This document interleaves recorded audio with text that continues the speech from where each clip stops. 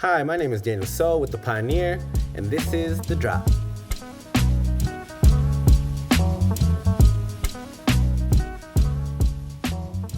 All right, y'all. Let's get this thing started then. Hello, my name is Daniel So. I'm with The Pioneer. I am new on the team, and we have a couple students here talking about Hong Kong today. Please introduce yourselves. All right, thank you, Daniel. I'm William, and this is the first time I'm doing this podcast. And like Daniel said, I'm from Hong Kong and here to talk about Hong Kong stuff. Hello, I'm David. I appreciate the invitation for inviting me to come here. I'm also from Hong Kong. Hi, I'm Kay, and I'm also from Hong Kong too. Thank you for the time, guys. All right, thank you. All right, so to start, starting of the 15th of next month, this is going to be 1 year since the protests have started. I'm sure this time has been very influential for you guys. Mm-hmm. And in a big way, it won't be forgotten. I mean, how could it be? I was just curious how this year has gone for you guys, and the goods, the bads, no right, wrong answers, just what's been going on this year. Let people know. Well, it's quite difficult for us, right? And seeing like the place that you grew up with and been kind of in a way destroyed by the new the government. But in a good way, we can see that the Hong Kong people can actually bond together and do a movement for that long and stay determined for that long. Well, I think that's the good thing that we can see come out of this thing. And also, and we can see like how dark is the Hong Kong government and how dark is the police force in this movement, right? And like how abusive is the police force against the Hong Kong citizens. Yeah. Yeah, what I see, the bad things that happen. I mean, everyone can see the dark side of the government, uniting arms with the gangster against the citizens. And for us, it's very unacceptable for us to see our government doing that, and that's what makes us furious.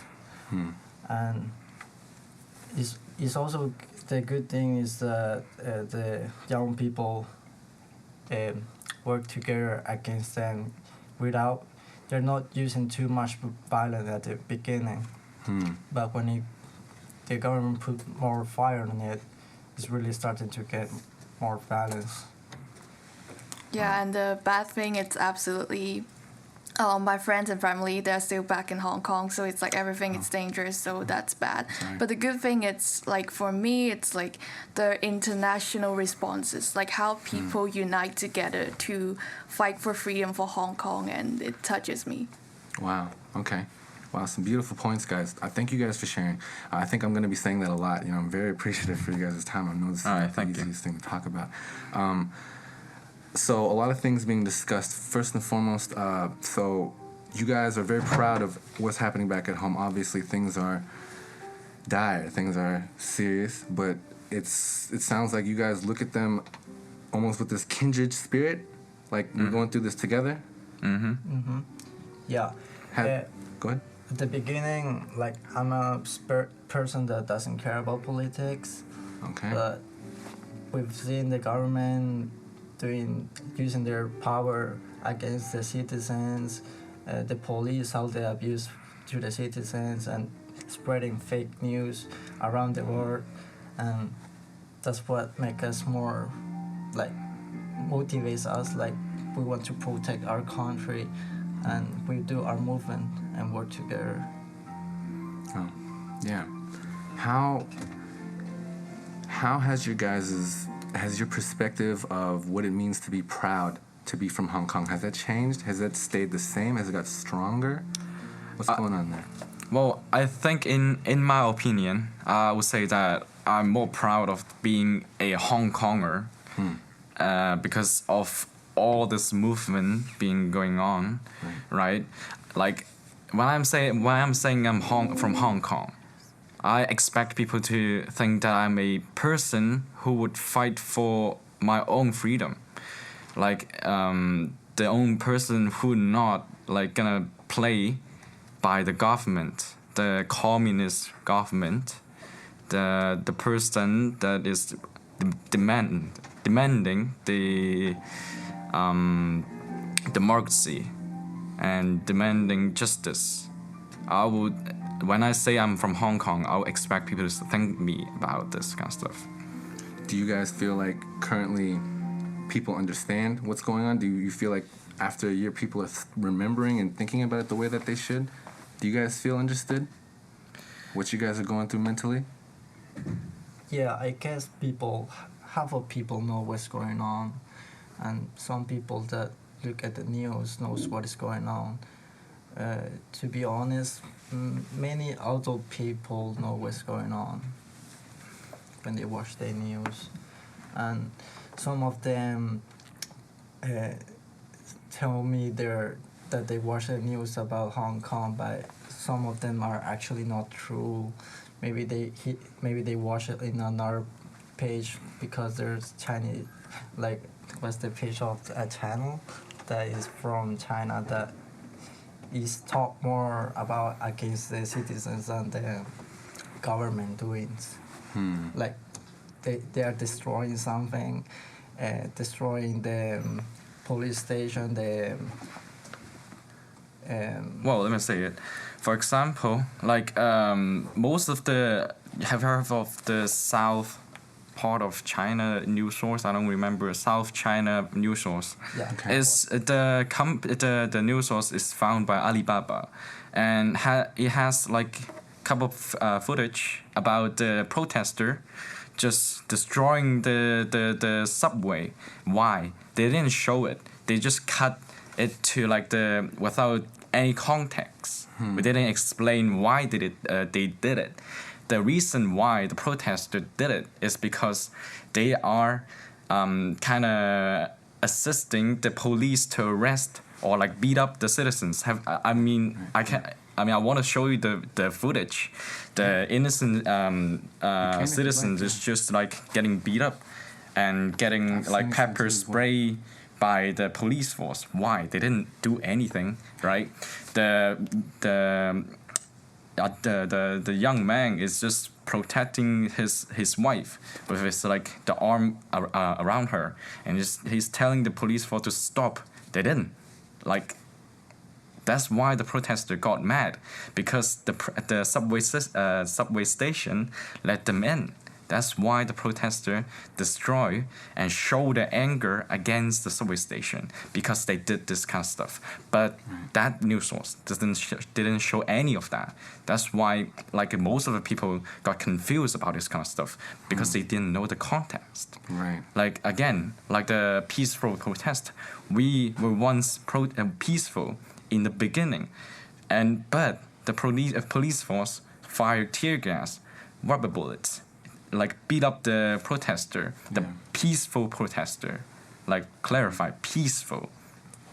But like, why do you need that kind of force against a bunch of people protesting peacefully and legally? We sign up for the protest. Yeah, absolutely right. Like this. What's the meaning of applying for the protest if we apply for the police to beat us? Yeah, right. it's actually South China Morning Post, and I think that he makes a really good point that like news nowadays are misleading, like news that are held like Chinese like news sources, they're misleading people. So I think that that's why we're here, to educate people what's going on and what actually is happening. So yeah. A lot of great points, guys. When you guys see this propaganda, that's what this ultimately is, right? Fake news, propaganda. They're only showing one side of the story. How do you guys look at the like governments that exist over there? The two, what was it called? The one country, two party system. Right? How do you guys look at that? Like, you guys disillusioned at how they're running things? I mean, I heard, through my research that Hong Kong teenagers, they don't refer to themselves as Chinese. They refer to themselves as Hong Kongers. Right. This is true? True. Okay. Yeah. There's an obvious pride, but things are tense. How do you guys look at the systems that be and how it shapes you guys' home, how it influences it? If you're talking about the one country two system, which it my means apologies. that. Thank you. Oh Thank no, you no, so sorry. much. Which means it means that the Hong Kong has their own law and their own system, to the Chinese system. The Chinese system is basically like completely communism. Like the one guy like make the decision, but somehow Hong Kong people still have little bit of this democracy, not like fully. We fight for it like in 2015, but it didn't work out. And I think that's how it is like the difference between China and Hong Kong. If you're talking about the system, if you're talking about the people, it's completely different. As like two think if you're talking about people and the system, but basically the one country two system, it works like that. The system and the law is different. So do you guys feel like this was inevitable, or was there an easier way?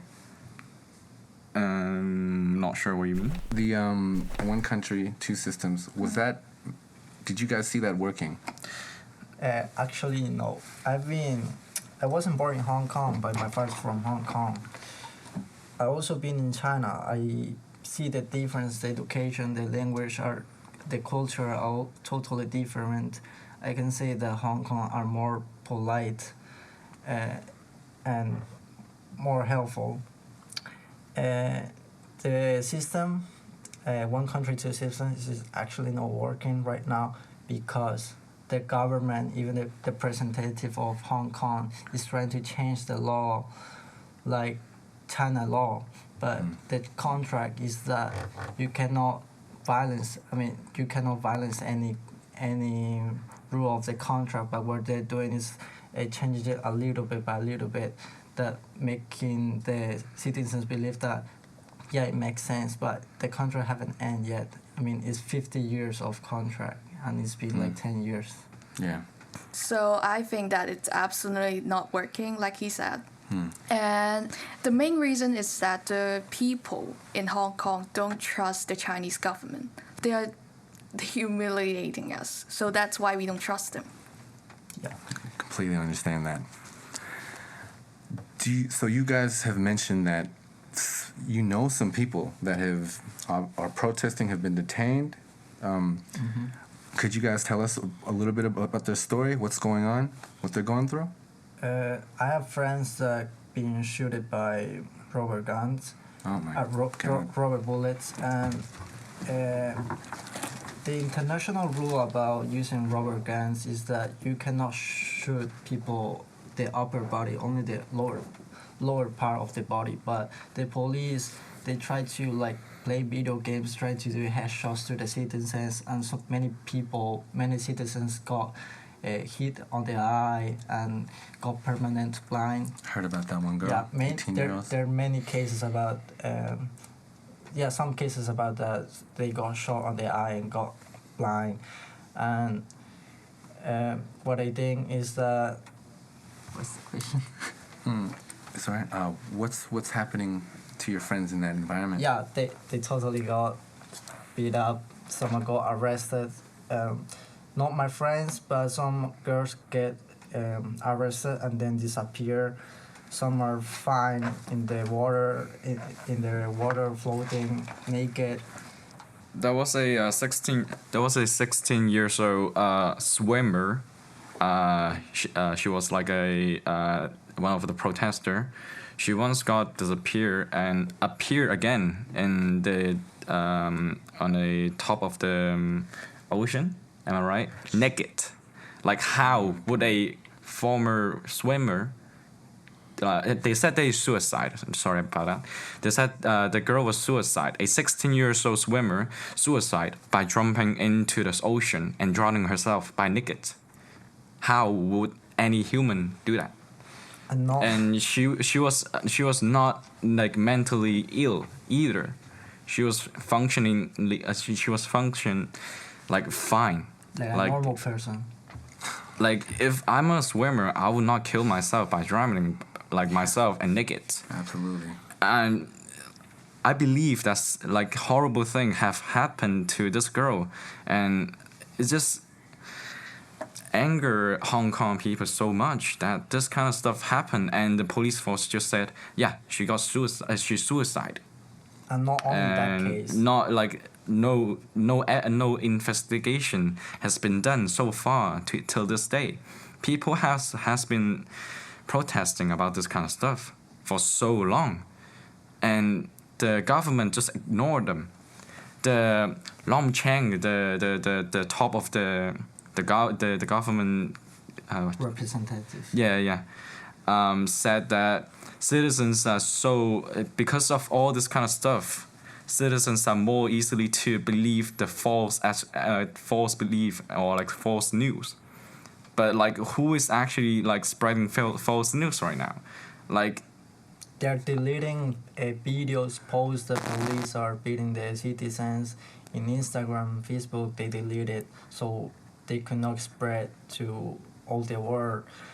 And not only one girl get naked on the water was found in 3 months. There was more than 5 people naked found on the water, on the ocean, saying that it's a suicide.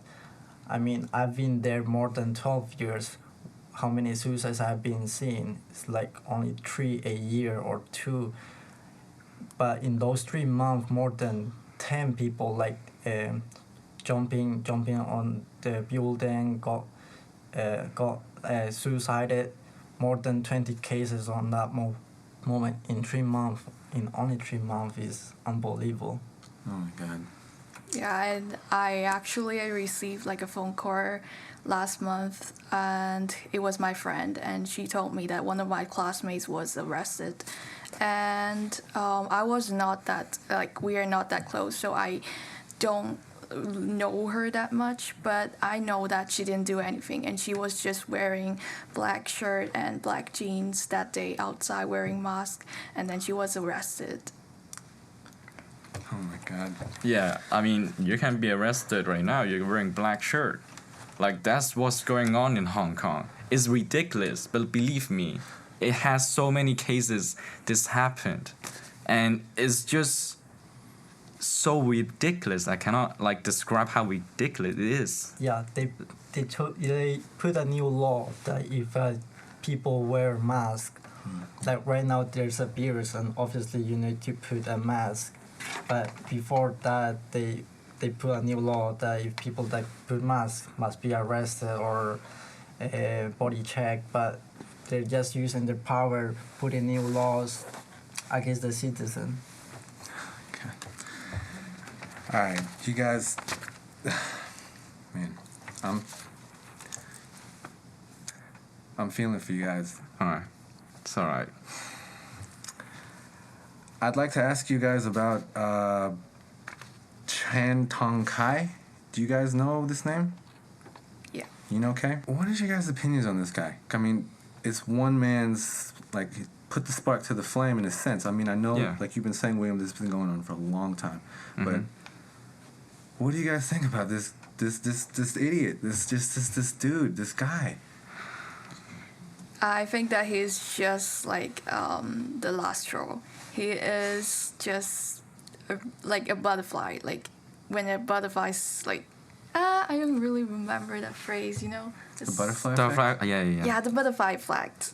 And it's like, he is most definitely not the main reason why this has happened. Like, it will happen one way or the other. I think that like the Chinese government is actually using this person as like excuse for putting the extraditional bill into the Hong Kong people, because it has a lot of lawyers that said it has a lot of ways they can like arrest this person, not just by like extraditional bill.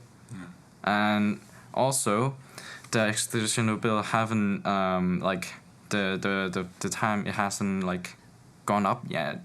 The protester is already sending back to the mainland, and the what's that called, concentration camp. Like what's the point of extraditional bill if you are just gonna if you're just gonna arrest the people into mainland anyway when there's no extraditional bill, right? So there is no reason for the government to say that we put this additional bill because what if like some people broke some laws in outside of the countries, right? They're just using this excuse, and people actually believe it. It's just kind of funny, you know? Yeah, it's absurd. Yeah. Mm-hmm. Well, I mean, definitely this guy should be punished, right?